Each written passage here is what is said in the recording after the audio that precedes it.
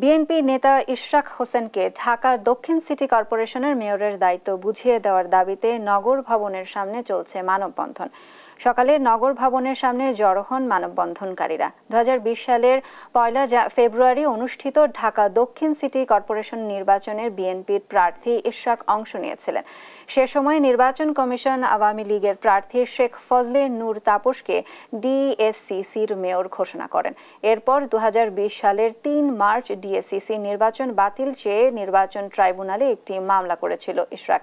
সেই মামলার রায়ে আদালত ইশরাককে মেয়র হিসেবে ঘোষণা করেছেন, কিন্তু এখন পর্যন্ত শপথ নিতে পারেননি ইশরাক। জনগণ ভোট দিয়ে মেয়র ইশরাককে মেয়র করেছেন। এখন যদি সরকার শপথ গ্রহণ না করায় এবং তাকে দায়িত্ব না দেয়, তাহলে আমরা ভোটাররা তাকে শপথ পড়াবো। আগামী 24 ঘন্টার ভিতরে আমরা চাই বাংলাদেশ বর্তমান অস্থায়ী সরকারের তরফ থেকে যেন তার ক্ষমতা বুঝিয়ে দেওয়া হয়। দেশের অবস্থা অনেক খারাপ। একজন প্রতিনিধি না থাকলে তো ঢাকা শহরে এত যানজট, এত ময়লা, এত অপরিষ্কার, এগুলো তো পরিষ্কার করার জন্য একজন পিঠে লাগে।